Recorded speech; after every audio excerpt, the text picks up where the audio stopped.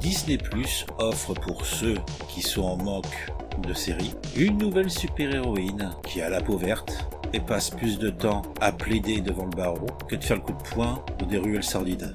She-Hulk, puisque c'est le titre, fait suivre les aventures de l'héroïne à la peau verte, qui est aussi une brillante avocate et accessoirement la cousine de Bruce Banner. Bruce Banner étant le scientifique capable de se changer en Hulk. Il est également membre de l'équipe des super-héros les Avengers. Lors d'une petite sortie en famille, entre cousins, Bruce Banner et Jennifer Walter ont un accident de voiture. À cette occasion, Jennifer va être contaminée par le sang de Bruce.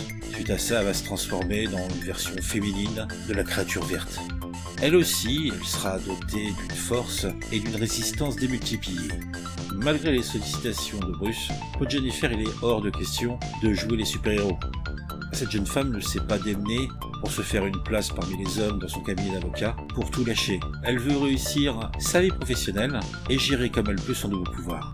Peut-être sûrement à cause de ses capacités extraordinaires, on va lui mettre entre les pattes une nouvelle division juridique pour les défenses des super-héros qui se multiplient à travers la ville. Comme premier client, elle va avoir un certain Emil Blonsky, aussi surnommé l'Abomination.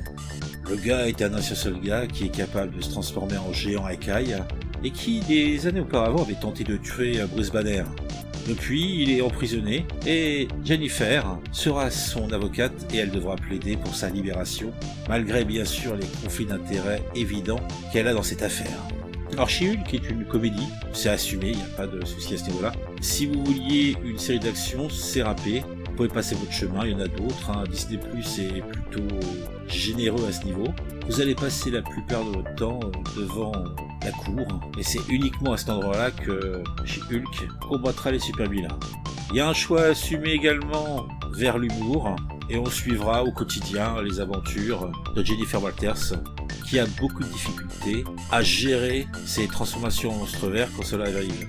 À côté de ça, ça reste une trentenaire célibataire qui veut jongler entre sa brillante carrière d'avocate et les sites de rencontres où elle cherche désespérément, comme tous et toutes, l'amour.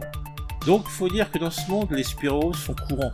Et comme dans notre monde, une femme peut être la victime du sexisme, mais réussir, somme toute, à s'imposer, simplement en faisant le choix d'être dévorée par son travail, car c'est la seule solution dans notre société pour gagner sa place. On aura l'impression, et pour moi c'est carrément justifié, que la série ressemble à une sitcom, même si le format n'est pas celui-ci. On va se retrouver souvent dans les mêmes décors, et c'est un peu logique. Le fait que ça soit une super-héroïne ne change pas que ça reste un procédural où on aura l'avocate, son assistante, la Nikki, et Augustus. Il y aura bien de nombreuses tentatives pour pas se bloquer dans un seul genre. Les scènes d'action sont là pour ça, mais elles sont comptées.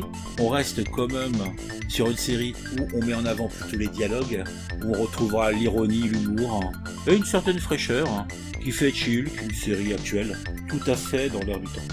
A noter que même dès le premier épisode, les personnages brisent régulièrement le quatrième mur et prennent à partie les téléspectateurs. Au gré des épisodes, on aura droit à des petites précisions sur le lore des super-héros et de l'univers Marvel. Cela plaira aux fans. Alors vraiment le truc qui fâche dans cette série, qui somme toute est plutôt sympathique, après on aimera pas, mais il n'y a pas véritablement de raison de détester, c'est les effets spéciaux. Là vraiment c'est largement suffisant. À ce que j'ai pu lire, pas assez de temps donné au Serfi qui gère ses effets spéciaux, des budgets séries très limités, un temps très limité, et Miss Hulk a un visage très figé qui ne fait pas honneur à la licence. Au final, c'est une série pétillante, pleine de vie, entre sitcom et série d'essai, orientée humour. J'ai pris grand plaisir à la regarder. Est-ce qu'elle laisse un souvenir impérissable dans mon esprit? Non. Est-ce que je la reverrai avec plaisir dans quelques années? Sans doute. Dans tous les cas de figure, laissez-vous tenter, ça le fera quand même.